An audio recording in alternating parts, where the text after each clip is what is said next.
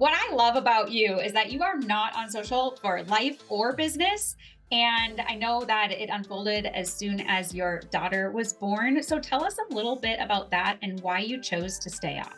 Yeah, so the main reason I chose to get off was when my oldest daughter was born. I had been disillusioned with it for a while, especially every 4 years when everyone you've ever friended on Facebook, you're getting all the political stuff, and it just was kind of exhausting. So I wasn't loving it anymore, but I probably still just stayed on it, I guess, except for having children. And I was trying to figure out how much do I share? What do I not share? And I came across this article of a mom sharing how she and her daughter were at church in the bathroom, and some lady came in and just started talking with her daughter, saying, "Oh, I saw you're doing this," having this conversation with her. And the daughter had the conversation. And when the lady left, she said, "Mom, how did she know all of those things about me? And who was that?" And the lady who was posting this had this kind of a, oh my goodness moment. That's kind of a scary situation. Thankfully the mom was there and it was at church and, all of those things. But as I was reading that, I just realized, yeah, I don't really want anyone who doesn't actually know my kids to be able to have these conversations with them. And I think it was the same lady who said, we so carefully guard our addresses from being online, and yet with our kids, our most prized possessions, we put all of this information out there about them. So that really stuck with me, and I got off social media. I want to say within the first couple of years of having kids, I tried at first to just stay off myself, but then I would find, other people would post things and then they would tag us on the kids, and it just still made me uncomfortable. I don't really want people knowing exactly where my kids are and what they're doing. So eventually just deleted everything. Wow.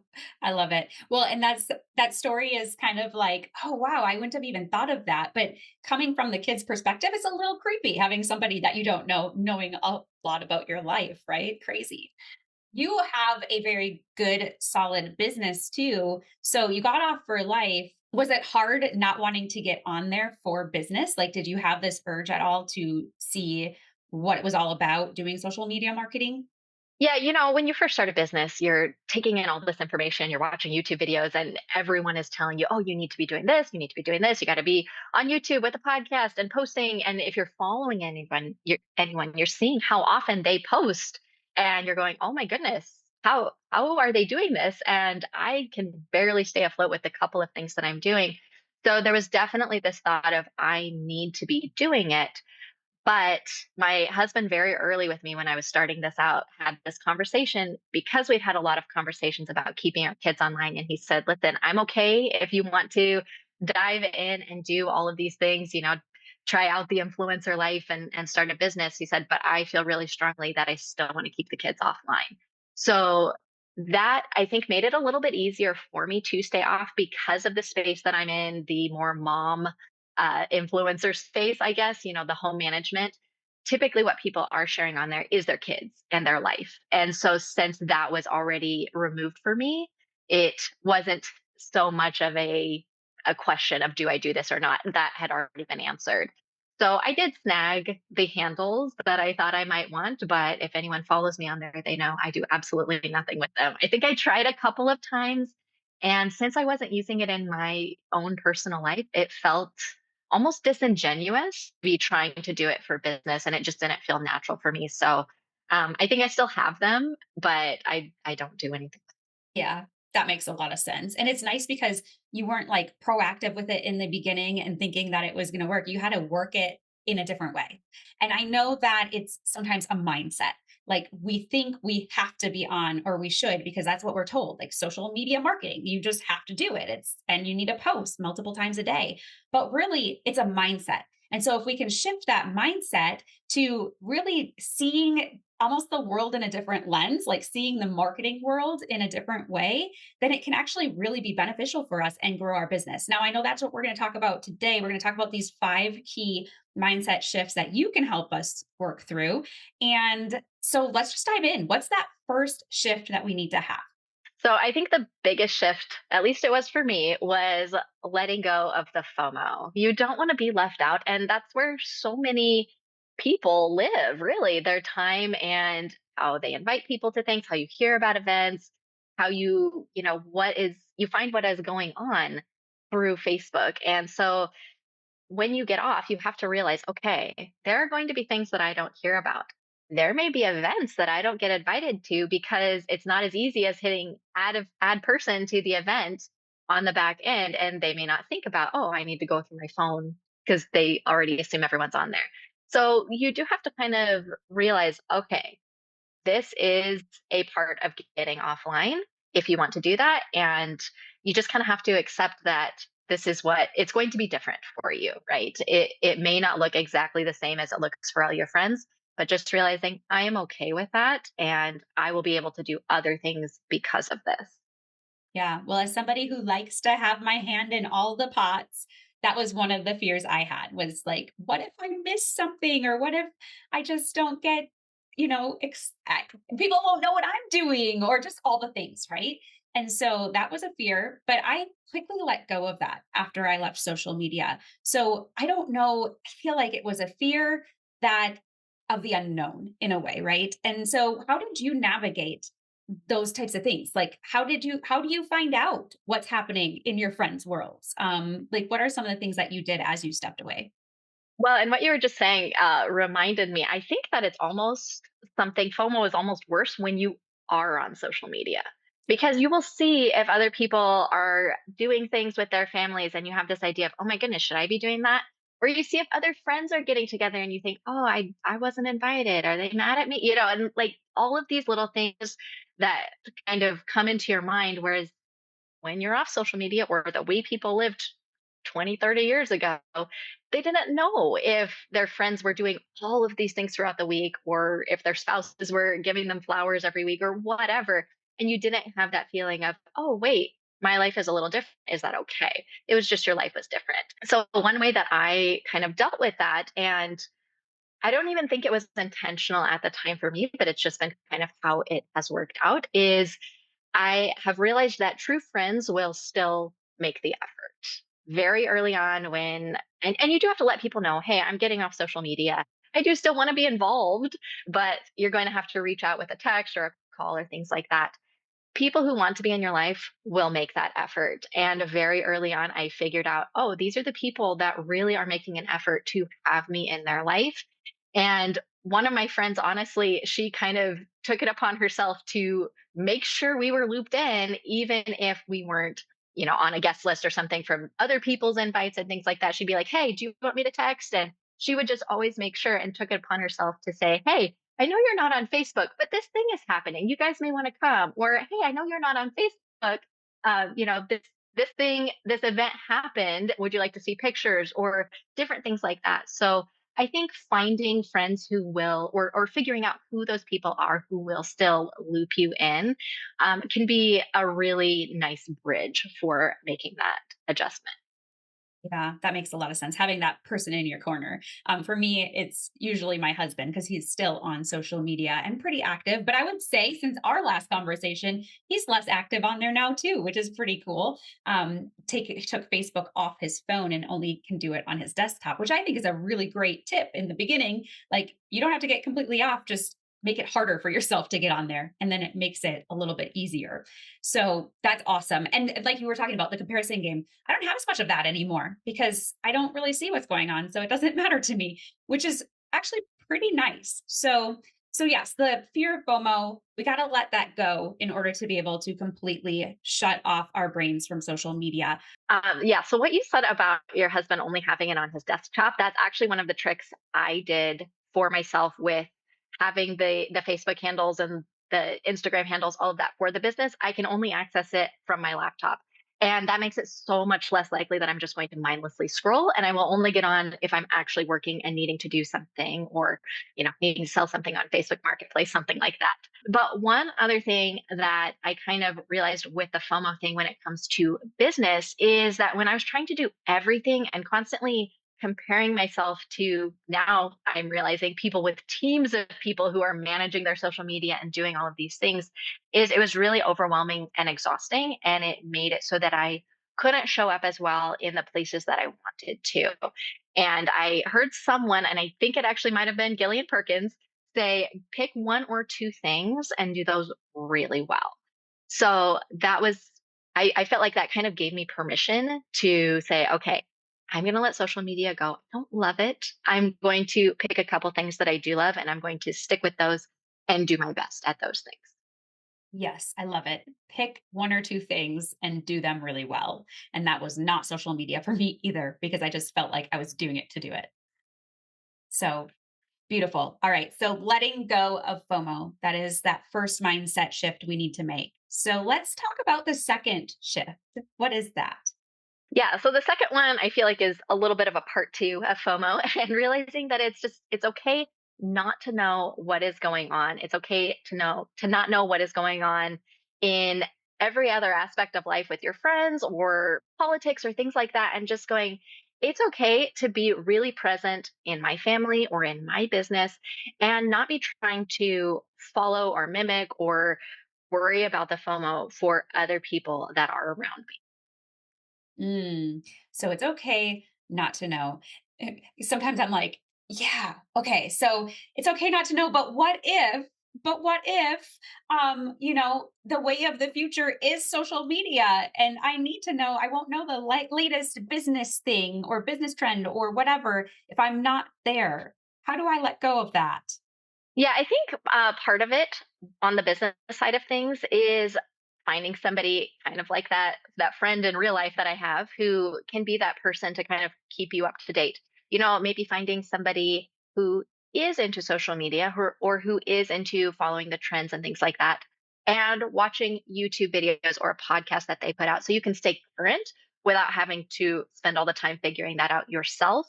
And the thing I like about listening to podcasts instead of YouTube is you're not generally going to go down as many rabbit holes. If you get on YouTube, they're like, stay here. But if you listen to a podcast or follow a blog or something like that, find someone who is good at the thing that you want to make sure you are staying current with and follow them. And for personal stuff, I again kind of used other people who were still on. I first told my husband when I was getting off social media, here are the things that I want to know about. I want to know about births when people have babies. I need to know about engagements. I need to know about weddings and I want to see pictures. And I need to know about breakups. And those were the big things I wanted to make sure that I was still knowing. Because there were a few times when I first got off where I see a friend and I'm like, hey, how's so and so? And they kind of look at you like, we broke up. How do you not? I posted on Facebook. And going through a few of those uncomfortable conversations, at first I felt bad. Oh my goodness, I should have known that. How could I not know that? And then I realized as time has gone on, you know what? This is how people used to find out information. It's okay. It's okay to talk about things in person, to find out about people's life events in person, and be there to support people in person. If they go through a breakup, it's going to be a lot more meaningful if you're talking versus just commenting, "Oh, sorry to hear about that," and then moving on with your life. So for me, I did have to realize it's okay if I don't know everything in real time. And when I see people, I can get up to date or, following a business guru from the business side, I can get up to date that way without having to always be absorbing the information myself. Yeah. Well, and what's interesting as you're talking about that is the idea behind, there's so many sources now that we can know what's going on everywhere in the world in essentially real time, like you're talking about. And social media can have all that news, and sometimes it's a lot of negative too. And so we already have a lot of stresses in our own lives and in our own communities. And so when we see all the other stresses everywhere else that we can't really do a whole lot about because we're one person and we can do something about something, but not about everything, it can add a lot of stress and burden to our lives too. And so when we are kind of let it go and say we don't need to know it all, we kind of can more focus in on one, our own lives, but also like our community. What can we do in our community and really get to know that portion? And I think that's something we miss out on when we're in that online space and trying to be all and be everywhere instead of being where we are right now, like in real life. Yeah. It makes me think of recently we were with a group of friends and people started talking about fires. And my husband and I are like, oh, what? I, like, you don't know. And we're like, no, what's good? And they started talking to us about the California fires. Mhm. And we're like, oh, wow. Okay. They were showing us pictures on Facebook of different things. And it's it was an interesting situation because we really had no idea. We don't watch a lot of news and all of that stuff. We try to stay informed on the things we care about, staying informed about from the people who we trust, but try not to, again, absorb all that negativity everywhere. And it was interesting because it seemed like a lot of the people that were talking with us felt like we almost were had done something wrong by not being informed about this. Mm, But as I'm thinking through it, I'm going, well, what could I have done? And how has knowing helped you in the last couple of weeks? It hasn't really. You've been more stressed out. I didn't really know about it. I can still be empathetic now and say, wow, I'm so sorry. I wonder if there's anything we can do. But me not finding out for a little bit of time didn't have any negative impact on the situation. And it had maybe a slightly positive impact on me and my stress levels. yeah, that makes a lot of sense. So, and I don't know a lot about the news either until somebody says, "Hey, did you hear this?" And I'm like, "Oh, I guess I should look that up because I had no idea." Right. And so, and I also was just thinking in business in itself, if you don't know everything, then you get to do business in a way that works for you and you don't have to think about all the extra things. What's everyone else doing? You get to test it and do it maybe countercultural or just the way that you want to, and maybe wouldn't do that otherwise if you were seeing everything going on. Absolutely. Yes. And I find it honestly overwhelming if I do start following new business people and they're like, oh, you need to do this and here's this and all of these other things. I have the people that I trust and I follow. And generally I will sign up for the things that they're promoting in some way or another, or at least absorb their information. But I find if I get too many different things, it just gets really overwhelming for me. And then I don't feel like I can do anything quite as well because half of my brain is working on, do I need to be doing this? Is this okay? Love it. Yeah, totally true. So it is okay to not know. We need to shift our mindset to that space. What is that third mindset that we need to be thinking about? So this one is something I already touched on, and it's find somebody either in business or in personal life, depending on how you are getting off, who will kind of keep you looped in. It is okay not to know. You don't have to be involved in every single thing and worry about missing out. But there are certain things that it is good to be aware of, especially in business. Find someone, find a YouTuber, find a podcaster who you value their input and keep that person kind of in your corner, or join a business group. I have found just an invaluable amount of friends and kind of coworkers, for lack of a better term, even though we aren't coworkers, where you can bounce ideas off of each other. And inevitably, if I don't know something, someone else does. And it saves me hours of research and watching videos and trying to figure things out. So I think things like that are really helpful from a business perspective. Find things that you do want to be an expert in, but don't feel like you have to be an expert in everything. And I feel like that's almost something that's just become part of our culture with social media. Everyone feels like they need to know about everything all at once. They need to research, whether it's politics, that's on my mind because of the years that we're in, but whether it's politics, they need to know about everything, about every situation. It's like, not really. You can find some people that you really trust and you can let them distill it all down for you. Same with business. You don't have to know about every software and every single thing. Find someone you trust in that area, let them distill it down for you. And same with personal. You don't have to know what every single friend is doing all the time. Let someone else distill it down for you who loves to be the bearer of information, and then it's good for them and good for you. Yeah, I just find it way less stressful when I don't feel like I need to know about everything, but yet I have people who I know when I have a question, I know if I need to be looped in about something, either business or personal, those people are there for me and they're in my corner, and I don't have to waste a lot of time trying to sift through the information. I love how you talk about finding those few people or that community. I mean, that's how we met. We met in a group, an online business group, and it's been amazing to have those connections and really find your people. And you have those people who are for a season, but you have those people who you do business with essentially for life. And it is so, so good. But when we are in the social media stream, right, it's like it's just so much noise, and there's so many people and so many connections and so many acquaintances that we don't really have that true connection. And so I think it was John Maxwell, he's one of my favorite leadership coaches, who says you can really only have 5 really good friends, because if you're going to invest in them and they're investing in you and you go deep, like that's really all the capacity that you have. And so I think about that even with business coaches or business friends. It's like you want those few connections that you are listening to, that voice that you're listening to. And you can do that when you don't have that noise of social media. Absolutely. So, one thing I would definitely say is as you get off social media, it will become very clear the friends that are true friends that are going to keep you in their life and that you want to keep in your life. And it will be very clear the people that you want to listen to on a business side of things as well. If you only have 20 minutes, who would you be tuning into their podcast? Who would you be going to their YouTube channel? And my recommendation is just to really lean into those relationships, and whether that be a business relationship or personal, lean into those ones that you already have and find your people and just really take those relationships to the next level. I think when I got off social media for myself, I was actually able to have such deeper connections with the friends that I have as opposed to all of these surface connections. I love that so much. All right. So that third mindset shift is really plugging into true friends.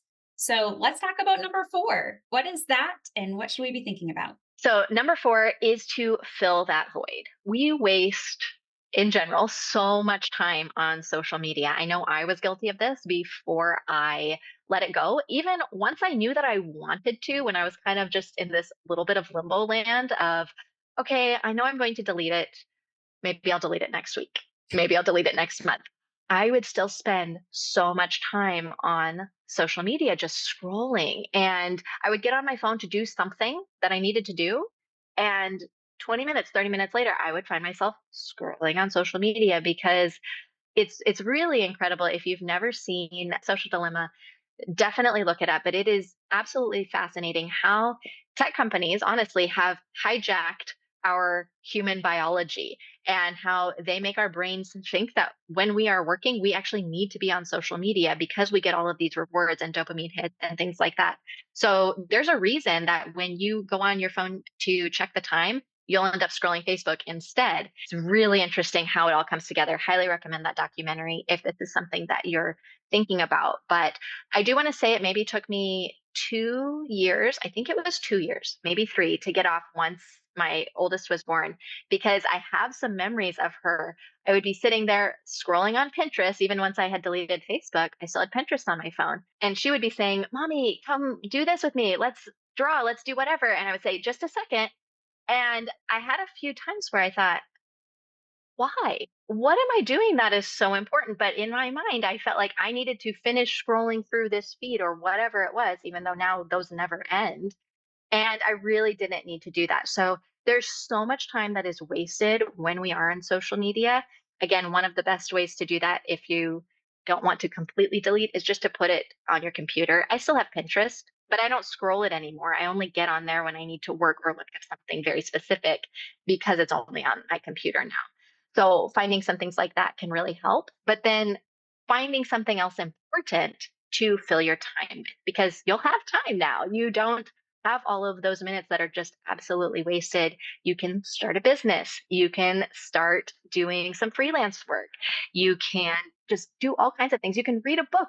You could take some time and relax, but intentionally fill that void with things that you want to do. Otherwise, as humans, it's just human nature. We will find some other way to waste the time.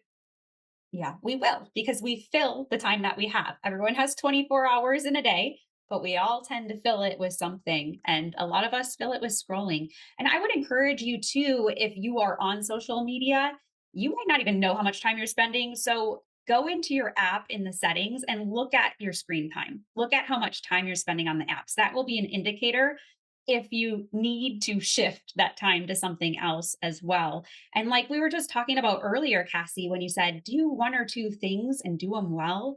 Well, this is the opportunity to take that time that you were spending to really focus in on, well, how can I do this one thing better? How can I really have quality in this one thing? And that's going to grow you monumentally than trying to do 10 things but not do them very well.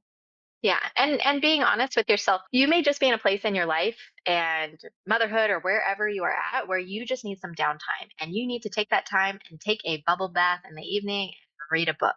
Or you may be at a time where you say, you know what, I want to start a business, I want to do a side hustle, things like that.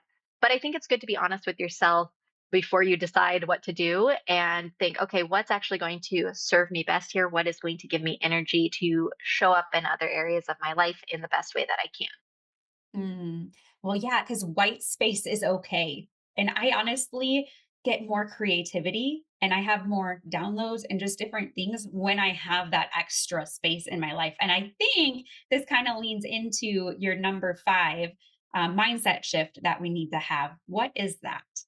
The last mindset shift is to embrace the quiet and to know that it is okay to not be hustling all the time. I love how you are teaching women how to have businesses without having to embrace the hustle culture, because that's what we hear all the time from every single direction. And being on social media is no exception. When you're on there, you are being fed a constant stream of, here's how amazing all of your friends are. What are you doing to be amazing? And you feel this need to go out and do things and do more and produce more and make more money so that you can keep up and do the fun things with your family that you need to be doing because your friends are doing them, right? It doesn't have to be like that. Find a few things that your family enjoys and do those things. But it's also okay not to do everything and to embrace that quiet in your home, embrace it just in every area, in your business as well. It's okay if you just put out a podcast every week and that's it. You don't have to be doing all of the things, and finding the things that are important to you is really important in finding your mental balance and being able to just have more peace in your mind. Yeah, sometimes doing less is doing more. And I think about when my kids, because they grew, well, my younger one for sure, but all of them grew up in the technology world. And so they're so used to being on devices all the time, even because schools use them, Chromebooks, and all the different things. And so then when I don't allow it, because I only give them a certain amount of time, and my littlest is like, I'm just so bored. And I'm always like, I'm so glad because I think it's important for us to embrace boredom. And it is okay not to be on your phone when you have downtime. It's okay not to be on it while you wait for an appointment. Like, have you ever just not done any of that in like I just realized when I got off social media and I made an effort to like just not be on my phone as much. I went to my doctor appointment and I sat in the room and I saw everybody on their phone and I looked for a magazine and I sat there and sifted through a magazine. When was the last time we've done that? Right. And so just thinking about those things that we can do when we embrace that downtime, when we embrace the quiet, and how that can actually be more for us in our lives. I get so much more reading done.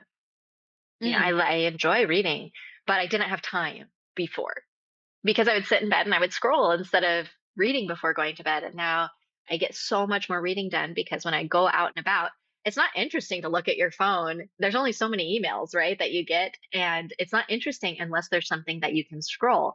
So when Mhm. you take that away, I tend to take books with me and do other things. And I also find that I'm less stressed if I accidentally leave my phone at home. I know one time I left my phone and my daughter was like, "Oh no, should we go back and get it?" It's like, no, I'm okay. It's okay not to be available 24/7 to anybody. And it's much easier to embrace that and kind of have, I guess, probably that more old-fashioned mindset a little bit when you get that social media out of your brain. Yeah, I love that. I actually do love it when I forget my phone, and I do it more often than not. And it comes with that. Like I really dumbed down my phone so that I don't have any. I have no business on my phone because I've told myself no work on my phone, only on my desktop. I have no games. I have one word game on my phone because I do like the word games, but I also don't really do it all the time. So my kids can't be like, "Hey, can I have your phone and play a game?" No, I don't have any games. So what does my littlest do now? He takes my phone, puts it up to my face so that it like opens, right? Because it's the face thing. And then he goes to Chat GPT and starts making really weird pictures. Like he made a picture of our dog, like turn our dog into a Pixar. So give us a dog that looks like Rocky. And it's so crazy what ChatGPT does, but he's all about that. And I just think it's hilarious, but whatever. So that's all they can do on my phone. But anyway, I think it's just the essence of really thinking about simplifying business. Maybe that means getting off social media to focus on other things. Simplifying, I know you talk a lot about simplifying your home and your life and all the different things. So I'm curious too, as we're kind of winding down, how does simplifying social media actually help with simplifying the rest of your life? Once you are able to let go of one thing, it's kind of like decluttering, honestly. As soon as you start and you get that first room done, you're like, this feels amazing. I'm gonna keep doing this. And you get that more natural good dopamine hit than just a like on social media. It when you let go of social media, at least in my experience, and many people who have also done this, their experiences, once you let go of social media, it feels so good and freeing, even though we're so nervous to do it in the first place, that it just opens up doors for the rest of our lives to be much more simple. And I know I am all about with my home, making it as simple as possible to keep it running so that I'm not spending my whole life managing my home. Although now it's kind of funny because that's what I talk about in business, but it's showing other people how they can make their lives easier, and it's fun to me and it's energizing. It's a lot different than having to clean all the time. Yeah, totally. Well, and I think there's so much correlation to simplifying social media, but simplifying your home and then simplifying business because the less clutter in any of those places is going to give you more peace and more freedom to be able to grow in ways that you couldn't have with that clutter.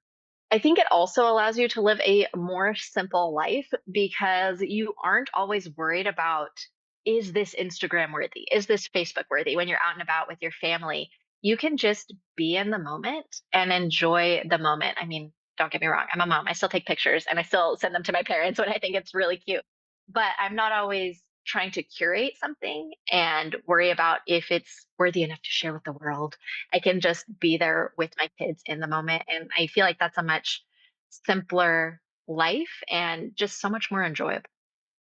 So true. And I have been bad at taking pictures because of that, because I'm not thinking about, oh, I have to do this because I want to be in the moment. And so that's such a good picture of what it can do for your life and to simplify it and just be able to live in it. Sometimes I feel like we live behind a screen and we forget to live in the present, right? And so I'm curious though, have you ever regretted being off social media?